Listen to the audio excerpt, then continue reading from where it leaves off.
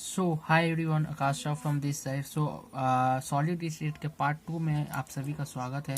तो जैसा कि मैंने आपको फर्स्ट पार्ट में जो इस वीडियो के जो सॉलिड स्टेट का फर्स्ट पार्ट है उसमें मैंने ये सब कवर किया था, एनआइसोट्रॉपिक, आइसोट्रॉपिक। तो आज मैं सेकेंड वीडियो आपके साथ स्टार्ट कर रहा हूँ। अगर आपने फर्स्ट वीडियो सॉलिड स्टेट का नहीं देखा है तो ऊपर आई बटन को क्लिक कीजिए तो आपको वो मिल जाएगा, उसका लिंक मैं डिस्क्रिप्शन में दे दूंगा। हाँ, तो चलिए आज मैं स्टार्ट करूंगा टाइप 2 से। और आज का लेक्चर जो है बहुत ज़्यादा इंपॉर्टेंट है। इसमें मैं आपके साथ लैटिस के बारे में डिस्कस करूंगा, यूनिट सेल डिस्कस करूंगा एंड कंट्रीब्यूशन ऑफ एटम्स करूंगा। उसके बाद 4 टाइप के यूनिट सेल होते हैं, प्रीमिटिव और simple unit cell, body centre unit cell, face centre unit cell, end centre unit cell. तो ये 4 तरह के यूनिट सेल होंगे जिसको मैं आपको 3D एनिमेशन वीडियो के द्वारा समझाने की कोशिश करूंगा और विजुअलाइजेशन भी कराऊंगा। और उसके साथ आज मैं इसका ये कि यूनिट सेल के जैसा बिहेव करेगा आज आपके लिए, और इससे मैं आपको बहुत सारी चीज़ों को समझा दूंगा। तो चलिए इसी के साथ वीडियो को स्टार्ट करते हैं। अगर आप पहली बार आए हैं तो सब्सक्राइब कर दें और सभी के साथ शेयर कर दें ताकि सभी को लॉकडाउन में पढ़ने का मौका मिले। तो चलिए देखते हैं लेक्चर 2 में जो आपने इससे पहले पढ़ा था, amorphous solid and crystalline solid. तो मैंने बताया था कि इस चैप्टर में आपको क्रिस्टलाइन सॉलिड को ही ज़्यादा पढ़ना है। तो देखिए क्रिस्टलाइन सॉलिड का जो टाइप्स है वो 4 टाइप्स के होते हैं। पहला है आयोनिक सॉलिड, दूसरा आता है metallic solid, covalent solid and molecular solid. तो इसमें सबसे पहले देखिए मैं पढ़ाऊंगा इन सभी सॉलिड्स का कंस्टिट्यूएंट पार्टिकल क्या होता है, फोर्स ऑफ अट्रैक्शन क्या है, इनका मेल्टिंग पॉइंट क्या है, इनका कंडक्शन क्या है, इनका सब कुछ एग्जांपल्स क्या है। इस तरह से आपको हर जगह एक टेबलर फॉर्म में आपको बुक में मिलेगा, आप जरूर उसे भी देखना। तो सबसे पहले चलिए हम लोग स्टार्ट करते हैं पहला टाइप से। क्रिस्टलाइन सॉलिड में आयोनिक सॉलिड आता है। तो इसका सबसे पहले मैं बता दूं तो इसका कंस्टिट्यूएंट पार्टिकल जो होता है वो आयंस होता है। आयनिक सॉलिड है तो उसका आयंस जो है कंस्टिट्यूएंट पार्टिकल्स होता है। अब आयंस क्या होता है आपको पता ही होगा, cation, anion. Cation anion होता है। और मैंने आपको बताया कि आप इस तरह से कॉपी अपना खुद बनाएं और इसमें आप सिस्टमेटिक तरीके से जैसे आप कोचिंग्स में करते हो उसी तरह से आप इसको भी वीडियोज को देख देख कर अपना नोटबुक जरूर बनाएं। तो आयनिक सॉलिड का हम डिस्कशन कर रहे हैं, उसमें उनका कंस्टिट्यूएंट पार्टिकल मीन्स एक आयनिक सॉलिड किससे मिलकर बना होता है, कौन कौन से पार्टिकल से। तो वो कैटायन और एन आयन से मिलकर बना होता है, जिसका एग्जाम्पल है NaCl, KCl। तो आगे एग्जाम्पल्स में बताऊंगा। और उसमें जो है फोर्स ऑफ अट्रैक्शन क्या होता है आयोनिक सॉलिड में, तो वो होता है आयोनिक बॉन्ड के द्वारा। आयनिक बॉन्ड के द्वारा वो लोग जुड़े होते हैं जिसको ये फोर्स को कहा जाता है इलेक्ट्रोस्टैटिक फोर्स ऑफ अट्रैक्शन। इस फोर्स को कहा जाता है आयनिक सॉलिड में, ये फोर्स पाया जाता है। और उसके बाद चलिए इसका जो है मेल्टिंग पॉइंट क्या होता है ये हम लोग देखेंगे। और कई जगह पर ये जो फोर्स है यहाँ पर उस फोर्स को जो है आयन फोर्सेस भी कहा जाता है। तो एक्चुअली देखिए यहाँ पे थोड़ा जगह नहीं हो रहा है इसलिए मैं यहाँ पे नंबरिंग भी कर दे रहा हूँ। 1 नंबर ये है, 2 नंबर ये है। तो यहाँ पे कभी कभी कई बुक में आपको मिलेगा कि इन दोनों में आयन फोर्सेस होते हैं। तो एक ही बात है, अगर इनमें आयंस पाए जाते हैं कैट आयन या एन आयन तो फोर्स तो आयन ही होंगे ना। और उसी आयन जो है एक दूसरे से आयनिक बॉन्ड के द्वारा जुड़े होते हैं। और यहाँ पर वो फोर्स जो इलेक्ट्रोस्टैटिक फोर्स मीन प्लस और माइनस का जो फोर्स ऑफ अट्रैक्शन से वो लोग जुड़े होते हैं। और अगर इसका मेल्टिंग पॉइंट की बात की जाए तो इनका मेल्टिंग पॉइंट जो है हाई होता है। आपको कभी भी एग्जाम में रेंज नहीं पूछेगा कितना होता है, कितना डिग्री सेल्सियस होता है, बस आयनिक सॉलिड जो होता है उसका मेल्टिंग पॉइंट हाई होता है। अगर कंडक्टेंस की बात करें तो चौथा नंबर कंडक्टेंस की बात करें तो आयनिक सॉलिड जो है वो मोल्टेन स्टेट में, अगर वो मोल्टेन स्टेट में है देन वो कंडक्टिविटी को शो करेगा। मीन्स जैसे आप NaCl है तो एक्वस सॉल्यूशन में वो Na प्लस Cl माइनस में ब्रेक हो जाएगा, जो आयंस बन गए। अब ये आयंस जो है वो इलेक्ट्रिसिटी को कंडक्ट करेंगे। बट जो है अगर सॉलिड स्टेट में वही आयनिक सॉलिड जो सॉलिड स्टेट में अगर है देन इस केस में वो नहीं करेगा। सॉलिड स्टेट में वो लोग जो है कंडक्टिविटी शो नहीं करते, वो सिर्फ मोल्टेन स्टेट में या लिक्विड स्टेट में करते हैं, एक्वस स्टेट में। हाँ, तो और इसका अगर सम एग्जांपल्स की बात की जाए तो इसका एक्चुअली यहाँ पे जगह कम पड़ जा रहा है, मुझे अलग जगह लेना ही होगा। तो चलिए मैं डिस्कस कर रहा हूँ, उसके बाद मैं नेक्स्ट पेज ले लूँगा। तो इसका अगर सम एग्जांपल्स की बात की जाए तो इसमें जो है NaCl एग्जांपल्स में आ जाएगा, KCl आ जाएगा, ZnS आ जाएगा, ये CaF2 आ जाएगा। तो ये सब इसका कुछ एग्जांपल्स हो जाते हैं।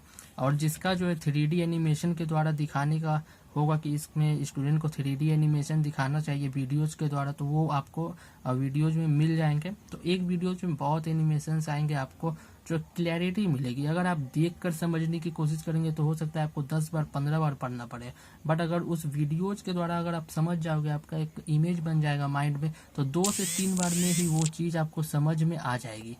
तो इसीलिए 3D एनिमेशंस वीडियो में लगाता हूँ। और ये आज के ज़माने की पढ़ाई ही इसी तरह होती है। पेन और पेपर पे आज कम पढ़ाई हो रही है, एनिमेशंस के द्वारा बच्चों को समझाया जा रहा है।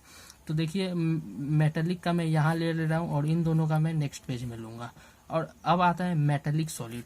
तो देखिए मेटेलिक सॉलिड जो आता है उसका जो कंसिस्टेंट पार्टिकल तो होता है कि मेटल एटम्स जो होते हैं, मेटल एटम्स जो होते हैं वही उसका कंसिस्टेंट पार्टिकल्स होते हैं। एंड उसमें जो फोर्स ऑफ अट्रैक्शन होते हैं ना, वो इसमें ये होता है force of attraction metallic bond.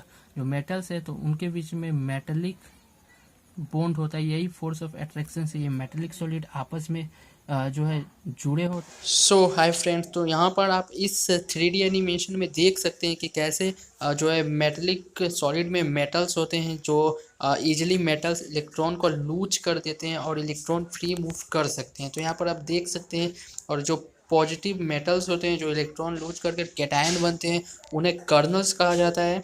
और यहाँ पर जो है मोबाइल चार्जेज इलेक्ट्रॉन है जो इजीली मूव कर रहे हैं, जैसे वाटर आपका फ्लो करते रहता है तो इजीली ये सब मूव करते हैं। और ये जो इलेक्ट्रॉन्स और कर्नल्स मीन्स पॉजिटिव कैटायन जो है आपस में एक दूसरे से जिस बॉन्ड के द्वारा बंधे हुए हैं ना, उसी को कहा जाता है मेटेलिक बॉन्ड। यही मैं समझा रहा था कि मेटेलिक सॉलिड जो है मेटेलिक बॉन्ड के द्वारा किस तरह से ये जुड़े होते हैं। तो इस आप एनिमेशन में देख सकते हो कैसे जो है एलिमेंट्स ने इलेक्ट्रॉन को जो है त्याग दिया है, तो और इलेक्ट्रॉन जो है फ्रीली मूव कर पा रहे हैं, और जो मेटल्स है वो पॉजिटिव हो चुके हैं। और इन दोनों को कनेक्ट करने वाले बॉन्ड जो है उसको मेटेलिक बॉन्ड कहा जाता है। तो आई होप आप इस एनिमेशन से समझ पा रहे हैं। तो इसी की तरह और भी एनिमेशंस आएंगे और वीडियो आपका इंटरेस्टिंग बनेगा। तो चलिए इसी के साथ चलते हैं नेक्स्ट जो भी इसका प्रॉपर्टीज है उसे देखते हैं, और उसी के साथ जो नेक्स्ट सॉलिड आएगा उसका भी मैं आपको बता दूंगा, उसका भी मैं आपको इसी तरह से 3D एनिमेशन के द्वारा बताऊंगा। तो इनमें जो है force of attraction metallic bond का फोर्स ऑफ अट्रैक्शन होता है। और अगर हम मेटेलिक सॉलिड का बात किए तो नाम से ही साफ है कि यह मेटल से बना हुआ है, तो इसका जो है फोर्स ऑफ अट्रैक्शन भी हाई होता है। हाँ, इसका बहुत हाई होता है। और अगर उसके बाद हम लोग देखें कंडक्टिविटी, तो मेटल से अच्छा कंडक्टिविटी कौन शो करता है, तो कंडक्टिविटी भी इसका हाई होता है।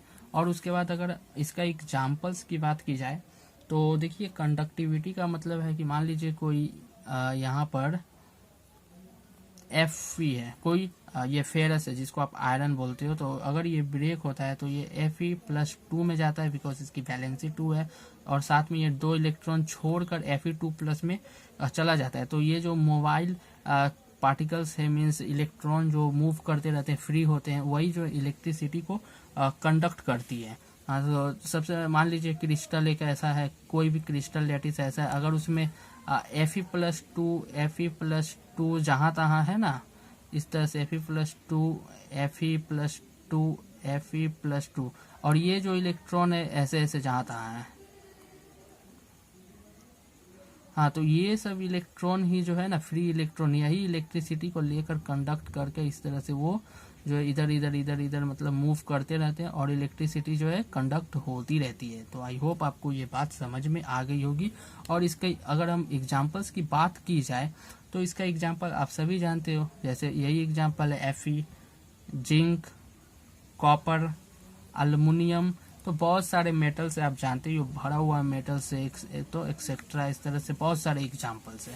तो यहाँ पर मेटेलिक सॉलिड का भी खत्म होता है। मैं इस टेबुलर फॉर्म में इसलिए कर रहा हूँ ताकि अगर एग्जाम में अगर आता है तो आप इस तरह से उसका डिफरेंस भी लिख सकते हो। प्रॉपर्टीज पूछे तो आप सभी ये सब कोई प्रॉपर्टीज में लिख दोगे, मेटेलिक सॉलिड का पूछे, आयनिक सॉलिड का पूछे, तो इस तरह से याद करने में बहुत फायदा होता है। तो चलिए इसी के साथ अब हम लोग चलते हैं कोवैलेंट सॉलिड के ऊपर। तो देखिए यहाँ पर मैं हेडिंग, ये जो 3 नंबर था कोवैलेंट सॉलिड, कोवैलेंट सॉलिड का मैं यहाँ बता दे रहा हूँ, उधर जगह नहीं है। और जो है लास्ट आपके पास आएगा वो है मॉलिक्यूलर सॉलिड, मॉलिक्यूलर सॉलिड्स।